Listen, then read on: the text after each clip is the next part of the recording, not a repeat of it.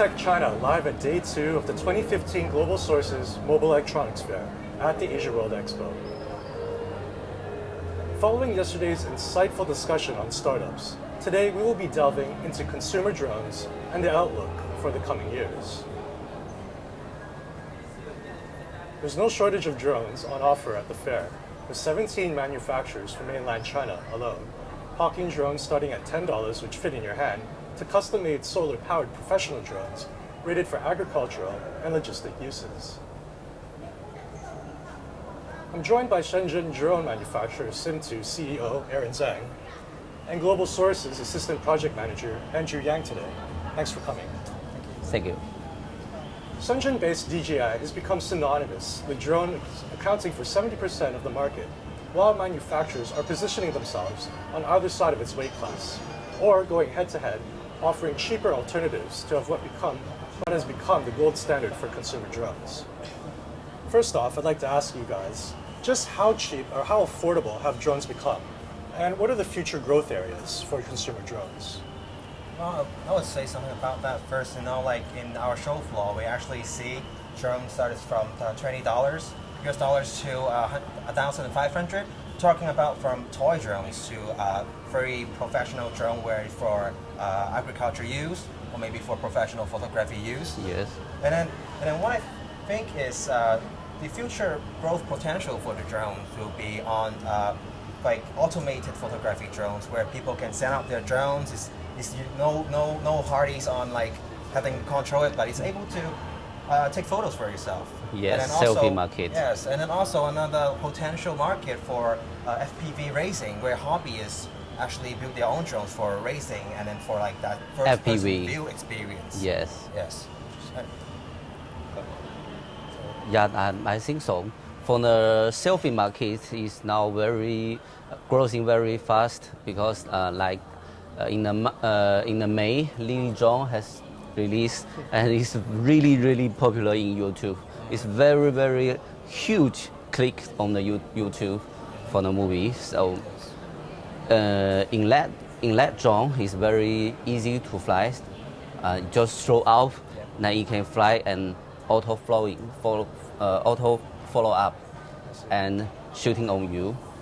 So in this area, the demands are increased very fast, and in this show, a lot of customers from Europe and US are asking for this kind of drone.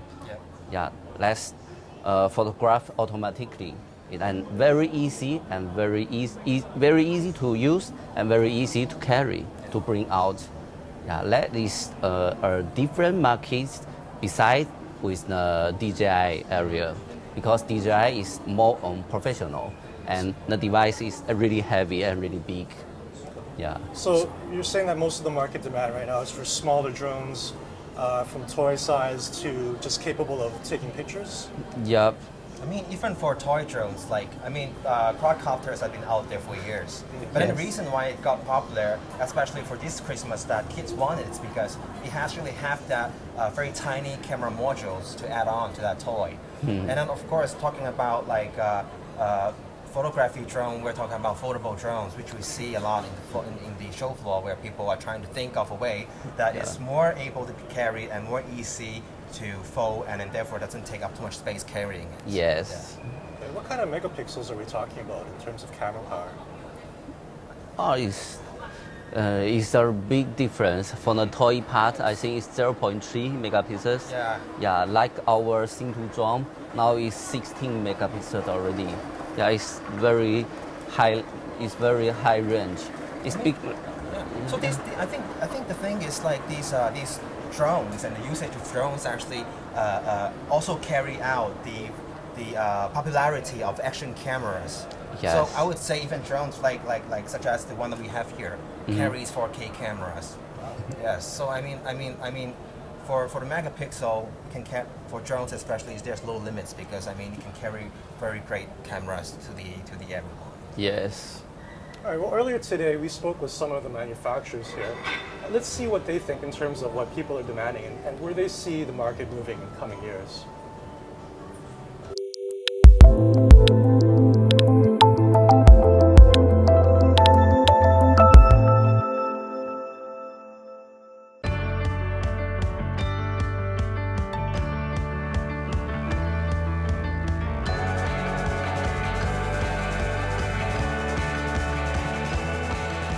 My name is Chris. I'm from IMG Electronics. I'm from China. Our factory is located in the Shantou city of Guangdong province.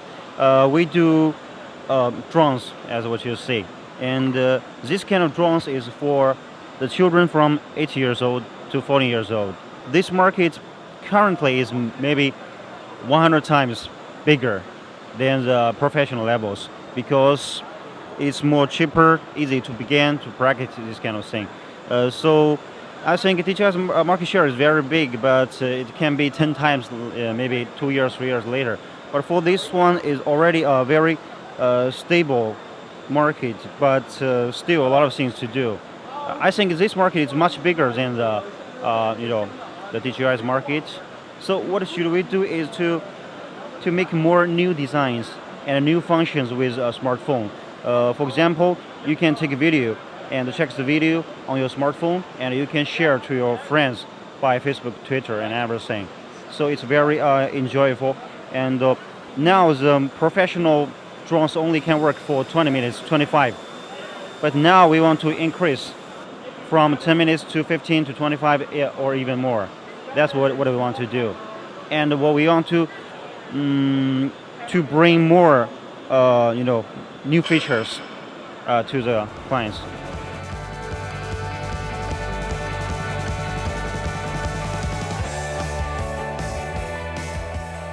I'm Kenny from Apex Toys.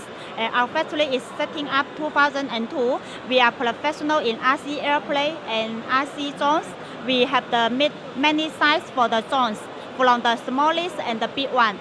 The men want the drones for the bigger and bigger ones because they want to control the drones for the very professional, something like GPS, Wi-Fi real-time transmission, and one key to return home. The carry fins, we have the professional also. It can carry 2 kgs, more than 2 kgs.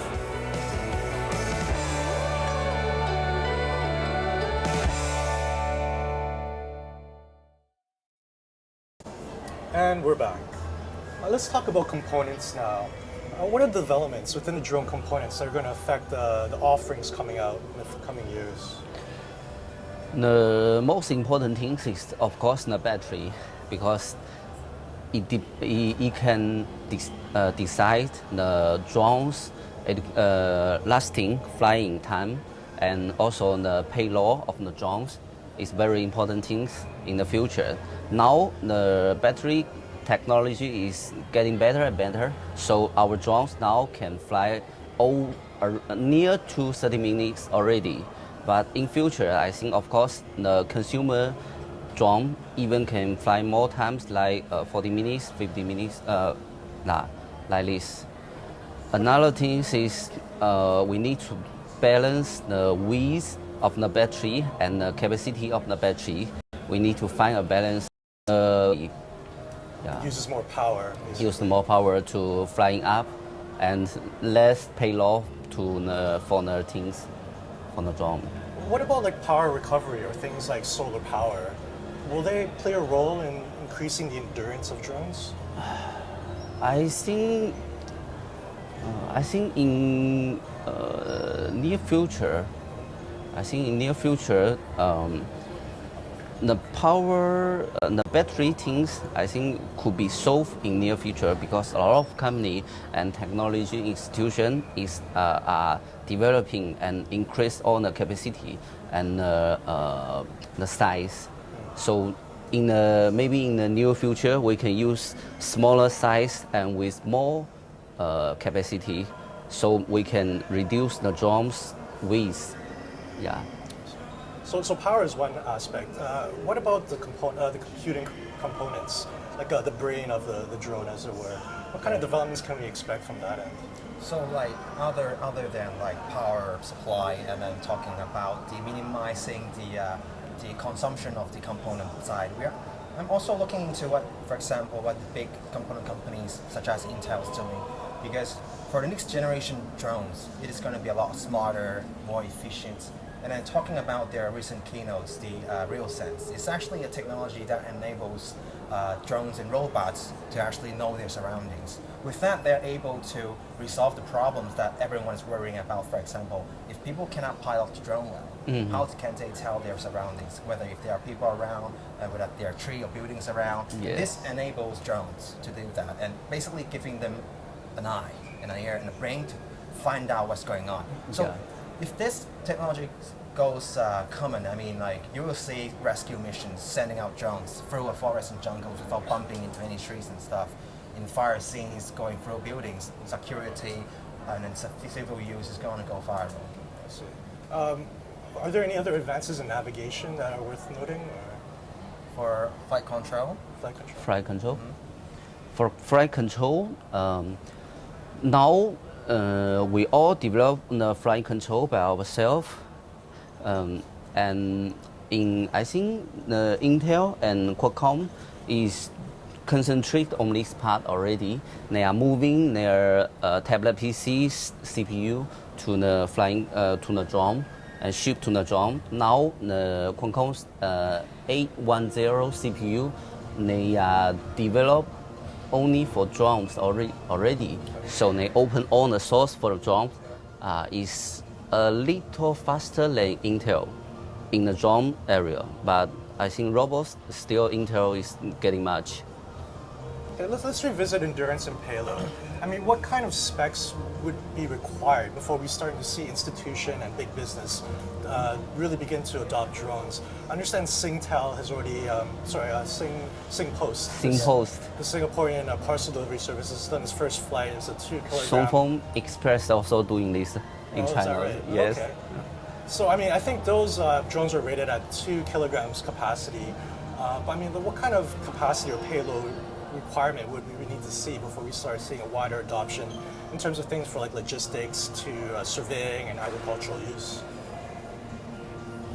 yeah, I will give an insight to that. I mean, for the payload requirement, let's say for photography, for those you need for construction, for surveying, we're talking about requirement of at least 5. I mean, about 3 kilograms to 5 kilograms. That is pretty much the standard for the octocopters, where they have like eight set of propellers. Sure. Carrying cameras where they can shoot, for example, for reporters, and then for carrying high resolution cameras. And then I'm actually looking more because U.S. for civil operations 25 kilograms, while China you need to have like a certificate from the CAAC that state from 7 kilograms to 116. So we are talking about Yes. drones with much higher capacity carrying that amount of weights to deliver goods. That is point to the battery again. Yeah. Battery and then Yes. Because the payload is definitely depends on the battery capacity. So if in future the battery capacity can be bigger and the size can be less, the width can be less, the payload will be huge increase. But now it's very limitation because the safety rule all have limitation on this. I mean, there seems to be a hodgepodge of regulatory environments. I mean, things are obviously the rules are different in the U.S. as they are in China and the EU. How are manufacturers responding to this? And I mean, what kind of effect is this having in terms of the development of drones? Now, Chinese government is getting more strict on these rules and limitation already because, like in just few weeks before, it's very strict limitation in Beijing. Yeah, everybody knows the reason already. You see. It's the capital city, but I mean, like Yes. outside of there. Yes, and in that days, no one can sell and no one can even transport for this one. But it's also a good way for us because when all the rule is coming clearly, then we can just follow the rules. Now in China have two major rules. One is Android mentioned already is the heavy, the weight, weights, yes. 7 kilometers. And now another one is the duration. It's no more than half an hour, 30 minutes flying times. And the distance is in side view, that means less than 500 meters, I think. And the height is the international rule is below 120 meters, 45 feet. 125 Yeah, meters. yes. I see. I understand that Hong Kong's regulations are not much different. There's also a weight restriction as Yes. well, Yes. within visual Yeah, sight. and one more important thing is near to the airport. I think is 15 or 5, 5 miles away. 5 I miles think that just away. makes good Yes. sense. Yeah. Yes, here cannot. Yeah. Yeah, here cannot. Sure, sure. Yeah. Okay, and let's talk about the do-it-yourself market. Now, where we are in terms of drones is not that different from where the PC market was in the 80s and the 70s. We have a proliferation of manufacturers, and I mean, there is some cross-compatibility, and in other words, there isn't. But there is, as you mentioned before, a growing grassroots demand for do-it-yourself copters. Again, this is the first-person viewing racing. I've seen a video from Australia, great stuff. And kids nowadays have never been more adept at building their own robots, and by extension, drones shouldn't be much of a stretch. So where do you guys see the do-it-yourself drone market headed? And I mean, where is the money to be made within this new niche area? For me, I will concentrate on two sides. One is FPV, because first-person view now is very population, and many customers searching on it also. And another way is the selfie automation. Selfie, yeah. Yes. But then for the FPV, are you gonna do the goggles too? Yeah, we will develop by ourselves to have a FPV glass because the Google one and Sony one is too expensive. But the technology of the FPV is not very hard already. Yeah, it's getting easier. Like the drone is getting easier. So in future, we will develop our FPV glass for sure, and then we will have in a package have another small drone like just 100 USD for the racing only, and the speed can up to 100 miles per hour. It's pretty fast. Yes, and once you wear the FPV glass with the speed, it's pretty cool. Yeah, it's a great user experience. The way I see it is pretty much comparing to back then when we just have computers. I mean, personal computers. Yes. Back then, like we're not too familiar with the stuff, and then of course we have the whole system to sell, like Dell and then HP, you know. But what happens is in the end, like people they're enthusiasts, like gamers now. They want to build their own stuff. Exactly. That's where the DIY drone will come in, I think, soon. Because I mean, they started the FPV racing events in overseas already. And how I see it is once we have regular drones for do regular purposes, and then once people get familiar with this, they're trying to build their own drones really fast. They just need to buy frames. Of course, we have like flight controls, modules, and those like FPV glass, like solutions. Yes. And they just build their drones, and then basically it's pretty much like gaming. Just like a enthusiasts. computer DIY Yeah, market. and then we have the racing people coming in. I mean, I think that's the future.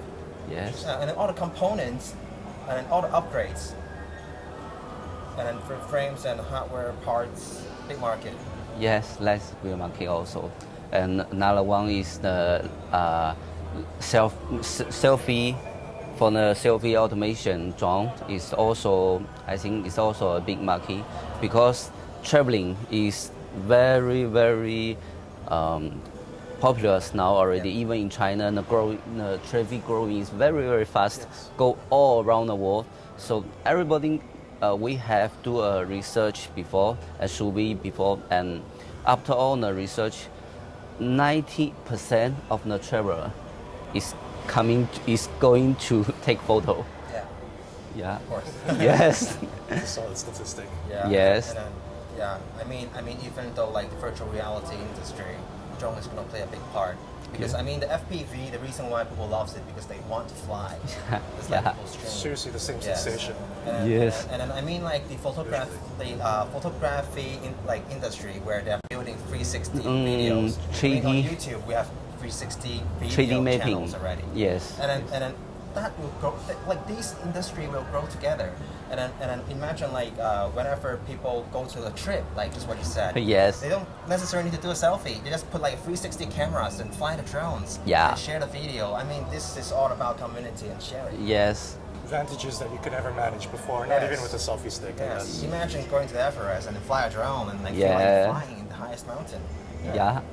And then very everybody will see you. I'm in travel. I'm viewing all the pictures on the mountains. Very good. That's the future also. Well, that's it for today. If you like what you've seen, please do leave a comment or any suggestions, and tune in at the same time, same channel, for more of 2015 Global Sources Mobile Electronics Fair. This is Tim Chu for Tech China. See you soon.